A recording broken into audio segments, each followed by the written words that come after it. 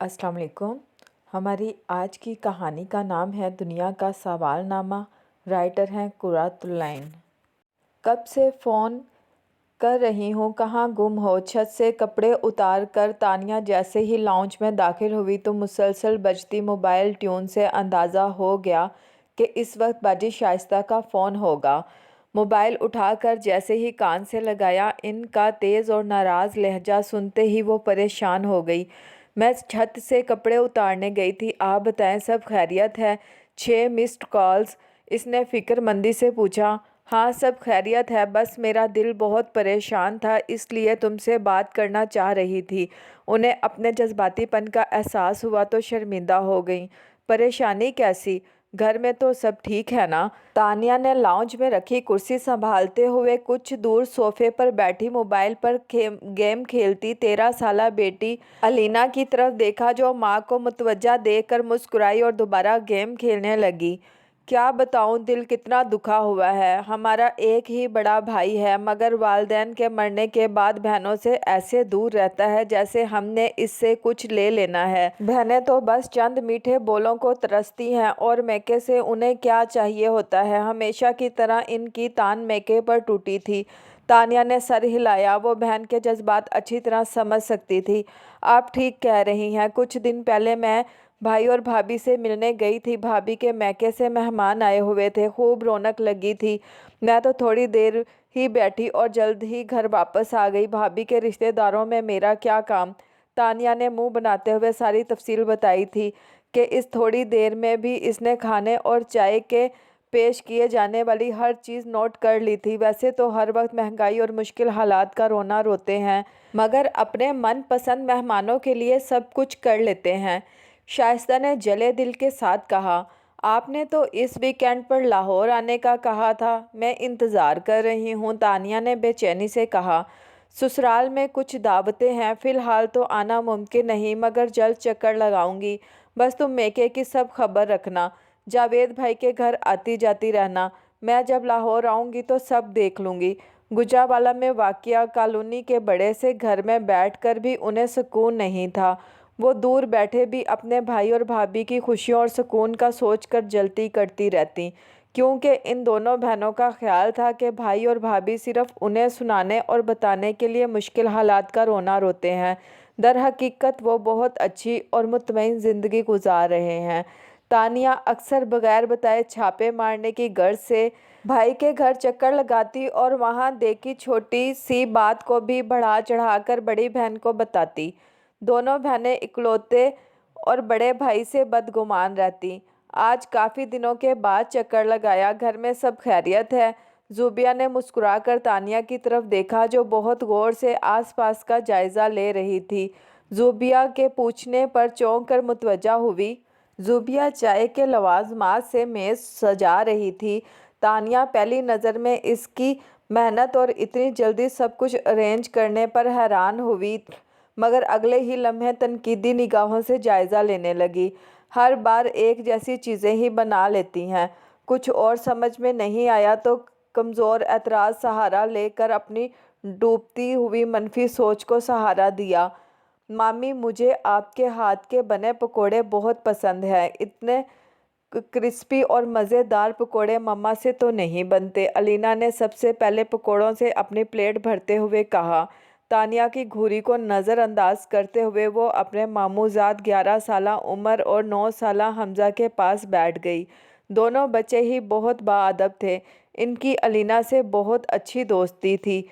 अलीना भी छोटे भाइयों की तरह इनसे सलूक करती थी, जबकि इन दोनों से बड़ी 15 साला मीरब से अलीना की बहुत दोस्ती नहीं थी, क्योंकि मीरब बहुत संजीदा मिजाज की मालिक लड़की थी, जिसका फोकस अपनी तालीम पर था। वो डॉक्टर बनना चाहती थी, इसलिए बहुत मेहनत कर रही थी। अभी भी सलाम करने के बाद कमरा बंद करके पढ़ रही थी। मीरब के इम्तिहानात होने वाले हैं, इसलिए आजकल तो बस किसी बात का होश ही नहीं है। ज़ुबिया ने मुस्कुराकर कहा। तानिया ने सर झटका। कुछ देर बाद जावेद भी घर आ गया।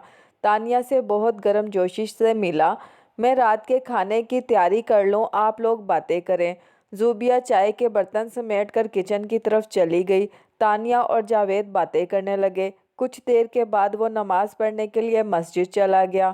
تانیہ لاؤنج میں اکیلی بیٹھی رہ گئی۔ میں کیا دیواروں سے باتیں کرنے آئی تھی؟ یہ نند کی اہمیت ہے، وہ بڑبڑانے لگی۔ جب سامنے سے آتے عمر اور الینا کو دیکھ کر چونک گئی۔ الینا کے ہاتھ میں عمر کی اینک تھی۔ چونکہ عمر کی نظر بہت کمزور تھی اس لیے وہ اینک کے بغیر زیادہ دیر نہیں رہ سکتا تھا۔ کیا ہوا؟ تانیہ نے سوالیہ انداز سے اینک کو جوڑتی بیٹی کی طرف دیکھا۔ مما، اینک کی ڈنڈی ایک جگہ سے ٹوٹ گئی ہے، عمر نے کہا ہے ایلفی لگا دو، کل ماموں کے ساتھ جا کر نئی لے آئے گا، مگر تب تک گزارا تو کرنا ہی ہے، الینا نے مہارت سے ٹوٹی اینک جوڑتے ہوئے جواب دیا۔ تانیہ نے سر ہلا دیا۔ عمر اکثر اپنے کام الینا سے ہی کرواتا تھا اس لیے تانیہ کو کچھ الگ محسوس نہیں ہوا۔ رات کے کھانے میں آلو گوشت کے ساتھ مٹر پلاؤ تھا۔ کھانا بلا شبہ بہت لذیذ بنا ہوا تھا مگر یہ تانیہ کو اپنے معیار سے بہت کم لگا، اس لیے جب وہ وہاں سے اٹھی تو اس کا موڈ سخت خراب تھا۔ تم اتنے دنوں کے بعد بھائی سے ملنے گئی اور انہوں نے یہ خاطر مدارت کی، حد ہے بھائی۔ والدین کے بعد بھائی فوراً بدل جاتے ہیں۔ شائستہ حسب معمول تفصیل سنتے ہی بولنا شروع ہو گئی۔ تانیہ بھی اپنے دل کی بھڑاس نکالنے لگی۔ دونوں بہنیں کافی دیر تک بھائی اور بھابھی کی برائیاں کرتی رہیں۔ فون بند کیا تو الینا بول اٹھی، ماما، آپ اور خالہ ماموں اور مامی کو برا کیوں کہتی ہیں جبکہ وہ ہم سے بہت پیار کرتے ہیں؟ اس کے سوال پر تانیہ نے گھورا، تم ابھی بچی ہو، ان باتوں کو نہیں سمجھ سکتی، تم ابھی منافقت اور دکھاوے میں فرق نہیں کر سکتی ہو، اس لیے ہماری باتوں سے دور رہا کرو، تانیہ نے سنجیدگی سے کہا۔ الینا نے کچھ کہنا چاہا مگر باپ کی گاڑی کا ہارن سن کر سب بھول کر تیزی سے دروازے کی طرف بڑھ گئی۔ حسن 3 دن کے لیے شہر سے باہر گیا ہوا تھا اس لیے الینا بہت اداس تھی۔ اکلوتی اور لاڈلی بیٹی میں حسن اور تانیہ کی بھی جان قید تھی۔ بابا، میرے گفٹس؟ وہ جانتی تھی کہ حسن اس کے لیے کبھی بھی ایک تحفہ نہیں لاتا اس لیے بے تابی سے سوال کیا۔ حسن ہنس پڑا، جو میری بیٹی نے کہا تھا سب حاضر ہے۔ حسن کے کہنے پر الینا خوشی سے اچھل پڑی۔ تانیہ نے مسکراتے ہوئے باپ بیٹی کی طرف دیکھا اور حسن کے لیے چائے بنانے کچن کی طرف بڑھ گئی۔ حسن نے شہر کی مشہور سوسائٹی میں پلاٹ لیا ہے، یہ مٹھائی اسی خوشی میں لائی ہوں۔ تانیہ کا چہرہ اندرونی خوشی سے جگمگا رہا تھا۔ زوبیہ نے اسے مبارکباد دی مگر دل میں کہیں یہ حسرت شدت سے دل میں جا لگی کہ ان کے پاس بھی اپنا ذاتی مکان ہو۔ حسن کو میری طرف سے بھی مبارکباد دینا، ہم کسی دن آئیں گے، جاوید نے مسکرا کر کہا۔ تانیہ نے سر ہلایا۔ اس نے کبھی اصرار کر کے اپنے بھائی اور اس کی فیملی کو گھر نہیں بلایا کیونکہ اس کا خیال تھا کہ صرف بہنوں کا ہی حق ہے بھائی کے گھر جانے کا۔ تانیہ کے روکھے رویے کی وجہ سے بچوں کے ضد کرنے پر بھی زوبیہ کسی بہانے وہاں لے جانے سے منع کر دیتی تھی۔ آپ کے بابا نیا گھر بنا رہے ہیں؟ عمر نے بڑوں کو باتیں کرتے سنا تو حیرانی سے الینا کی طرف دیکھا جو ہاتھ میں پکڑی اینک کو بہت غور سے دیکھ رہی تھی۔ آج پھر عمر اپنی اینک لے کر اس کے پاس بیٹھا ہوا تھا۔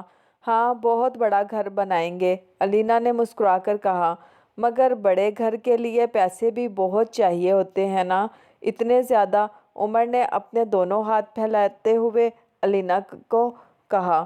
الینا ہنس پڑی۔ ہاں، بابا کے پاس ہیں اتنے سارے پیسے، وہ لاپرواہی سے کہنے لگی، مگر میرے بابا کے پاس تو تھوڑے سے پیسے ہیں، اس لیے میری اینک، وہ مدھم لہجے میں کہتے ہوئے ایک دم چپ ہو گیا مگر الینا نے سن لیا تھا۔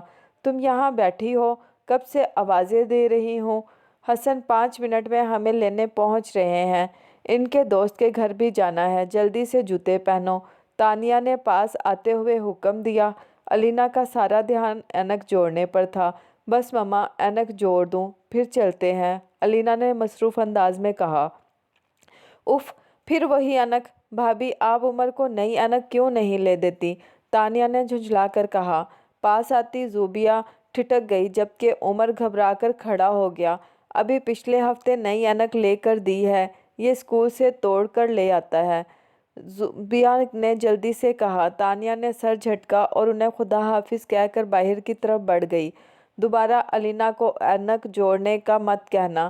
ان کے جانے کے بعد زوبیہ نے سنجیدگی سے عمر سے کہا، جو شرمندگی سے سر جھکا کر رہ گیا تھا۔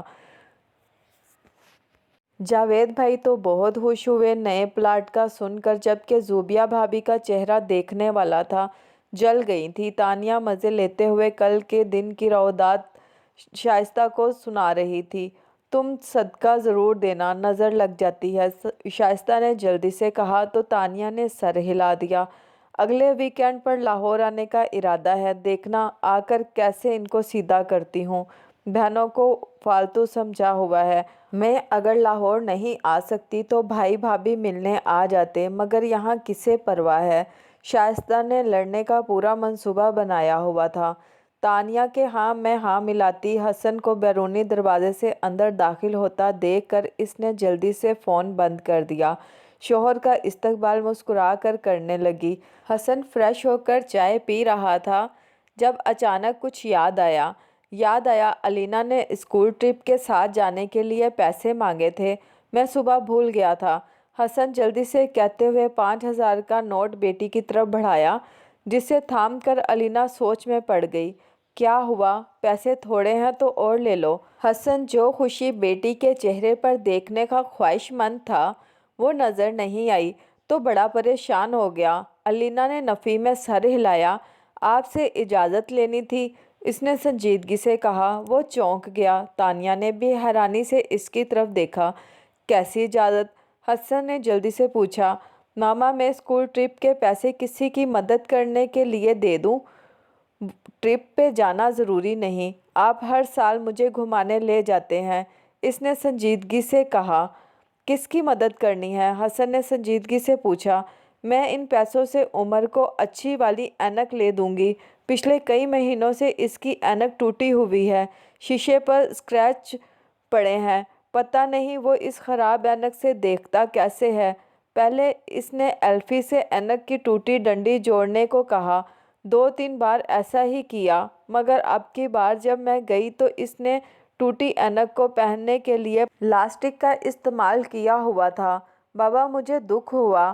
آپ خود سوچیں، اسکول میں بچے بھی اس کا مذاق اڑاتے ہوں گے نا؟ الینا کہتے ہوئے رو پڑی۔ حسن نے بیٹی کو گلے لگایا اور خشمگین نگاہوں سے بیوی کو گھورا جو ہکا بکا بیٹھی تھی۔ مجھے فخر ہے کہ میری بیٹی اتنی احساس اور نیک دل کی مالک ہے، مگر مجھے بہت افسوس ہے۔ تانیہ نے پھپھو ہو کر اپنے بھائی کے بچوں کی ضرورت کو نہیں سمجھا۔ یہ بہت بڑی بے حسی ہے۔ ہم سب کو اس کا حساب دینا ہوگا، حسن نے ناگواری سے کہا۔ مما اور خالہ کو لگتا ہے ماموں بہت امیر ہیں، اس لیے وہ ان کے خلاف باتیں کرتی ہیں، مگر میں جانتی ہوں کہ ان کے پاس سوائے بھرم کے کچھ بھی نہیں ہے۔ اگر ان کے پاس پیسے ہوتے تو عمر کو اتنی پریشانی نہیں اٹھانی پڑتی۔ الینا کا تجزیہ سن کر تانیہ تعصب سے سوچ رہی تھی کہ وہ بہن ہو کر اتنی بے خبر اور لاپرواہ کیوں ہے، جبکہ الینا بچی ہو کر بھی ہر بات کی گہرائی میں اتر گئی تھی۔ شاید اس لیے کہ میری آنکھوں پر شک اور بدگمانی کی اینک لگی ہوئی تھی، جس سے نظر آنے والے سب منظر منفی تھے۔ تانیہ نے شرمندگی سے سر جھکا لیا۔ اپنے شوہر اور بچی کے سامنے اٹھانے والی شرمندگی سے زیادہ خوف اسے اس بات کا محسوس ہو رہا تھا کہ اس نے جھوٹ سچ بول کر شائستہ کو بھی بھابھی سے بدگمان کیا۔ بروز قیامت حقوق العباد کے ترازو میں وہ کون سا اچھا عمل پیش کرے گی، جبکہ دنیا میں ہی سوال نامہ ضمیر کی عدالت میں پیش ہو گیا تھا۔ رب کی عدالت میں جانے سے پہلے اسے اپنے اچھے اعمال سے جواب تیار کرنے تھے جو روز آخرت قبول ہوں، تبھی اس کی نجات ممکن ہے۔